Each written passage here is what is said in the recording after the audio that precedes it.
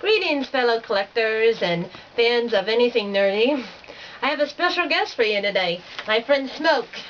Hey, how's it going? Hey. How's it going, Baroness? It's going good. It's going good? Taking over the world. Tell me about it. Look, I'm loving this collection. I'm feeling this whole entire collection here. Baroness, you are like the ultimate collector. I thought the Smoke was the ultimate collector, but Baroness, you are like the ultimate. Well. Yes, I see. I don't know. Maybe I might have to skip working for G.I. Joe. They did approach me since I slowed the step down.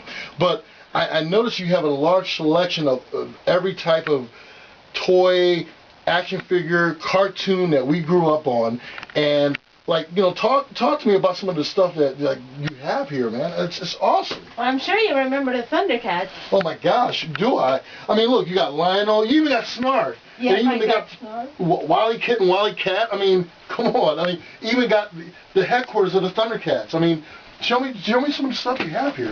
You know. Right, you know what? I will show you one of my newest additions from the Thundercats. And that is my Thunder Tank. Now that is cool. That's awesome. Panthro wouldn't be Panther without his Thunder Tank. Oh my gosh, look at this.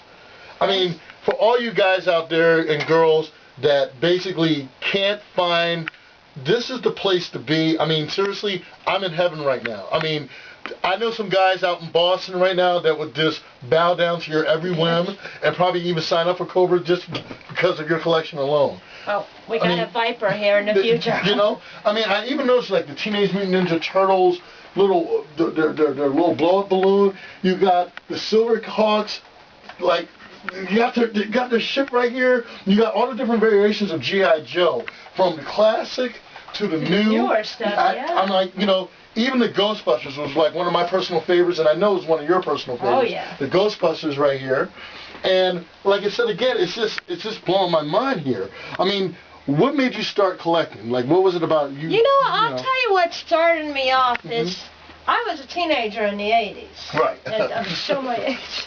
See the wrinkles here. I don't know that. Oh no. You went through a time. You and I are close to the same age. Right. And we grew up in the 80s. Exactly. I grew up on a block with all boys. Okay. There was all boys. And I started off with Hot Wheels. And a friend introduced me to Transformers. We were watching it one Saturday morning when it first aired. Okay. And I was like, you know, this is amazing. I love this show. I was addicted to it from the start. I picked up the comics. I was trying to find a Thundercat comic is whenever I found the Transformer one. And I was like, I love this. I told my mom, I've got to get into this. And she was always supportive. My parents were always supportive of what I wanted to do. And they got me my first Transformer like in '85. I got Wild Rider. Yeah, and I mean, ever since then I was addicted. Okay. I've never played with them. I'll put them on display, but I'm kind of like the person that just likes to display them. Because I was a teenager by then. I wasn't the type that wanted to play with them. And I've never been like that. And the interesting thing is, I remember Cobra. I remember when that first came out. Okay. 1983, I was over at my friend's house, and he pulled out the Baroness.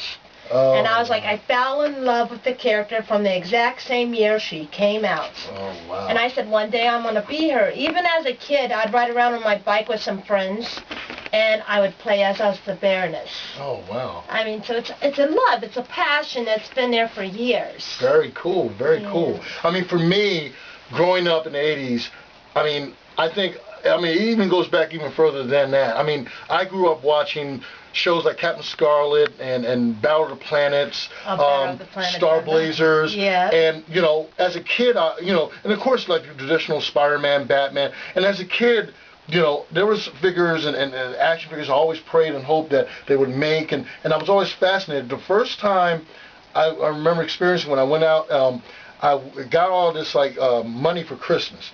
And my parents gave me, you know, at that time we were told it was Santa Claus that left me the money. But I got my money for the first time. It was over $100. I went on a shopping spree like you wouldn't believe and bought every kind of G.I. Joe action figure. I can imagine that shopping spree. So when I came home, you can imagine the shock on my mom's face, like, why did you buy all this stuff? But at the time, I was just like in heaven. I was in heaven, and I wanted to buy more. And throughout the 80s and 90s for myself, I was collecting like you wouldn't believe, anything from wrestling. People always ask me, you know, was wrestling like an influence to me? And yeah, collecting the figures also, like, you know, Hulk Hogan, and end up working with with those wrestlers that I grew up on, that we watched on Hulk Hogan's Rockin' Wrestling and all, and to do all that and to be able to now collect all this stuff and still have some of that stuff from way back when says a lot. But for me to come here to see your wide collection, it's just blowing my mind. It would blow any of you collectors out here, hardcore collectors, if you thought you had a collection, this is the place to be. Any type of collection that you could think of, any type of figure from any type of TV show, it can go back to the 60s, it can go back to the 80s, the 90s. You think about a cartoon show, this is the place where you need to just have a moment of recollection, of reminiscing from anything from, I mean, look, she even collects stuff from Back to the Future, stuff from different countries, variations of different action figures. This is the place to be in the Baroness' lair. I mean, seriously. It's a Baroness lair. And I tell you what I find really amazing is that I used to love the rocking wrestlers too, and I used to love Cyndi Lauper. Well, I'm sure you remember the connection with her and the wrestlers. She was huge into them. Oh yeah. And when you told me you actually talked to Roddy Piper, you watched his girls and everything, I'm like, oh my gosh, Roddy Piper. Yeah. One of my favorite wrestlers. I just think that's amazing. I mean, for me, working with a lot of wrestlers, and being able to wrestle someone that, like, I had the opportunity to wrestle against people like Tony Atlas, Nikolai Volkov, and it was like a big honor for me, you know, to be able to, and working in the same shows with some of the major classic wrestlers that we grew up on, to me is an honor. To me, it's like, you know, I'm very humbled about it. So to be able to experience that, and, you know, and be able to live the dream. I never thought in a million years I would be a pro wrestler. That has opened the doors for a lot of things. I have been a world champion. I have been a tag team champion. I have been an intercontinental champion. And being able to expand on that from doing movies. I was even featured in a comic book series called Tempest, where I was a vampire. Cool. To even currently now, I'm doing a TV show called Heavy Sedation. It's on PBS and it's going nationwide. And I'm kind of excited about that. I even helped write one of the new episodes. From doing movies like The Black Ninja to doing other movies and projects and all, and doing fan films and all. So to me, I'm a geek by heart. I'm a nerd by heart. You're living the dream is what you're doing. Basically. So anybody, even tough guys, can be a nerd and geeks at heart. So anybody out there that think a tough person can't be, or a big guy can't be a collector, don't kid yourself. Not all nerds are meek and all that. A lot of us are big, strong, and will whoop your ass like the Baroness here, or like myself, the Smoke. And I want to tell you, it's a real honor. We're going to have to do some more blogs. Definitely, definitely. Yeah. And so, basically, if you don't mind me ending it, I'm here with the Baroness, and I'm the Smoke, and you just been informed at the Baroness' lair and her collectibles. And if you don't know, now you know. For the Smoke and the Baroness has spoken.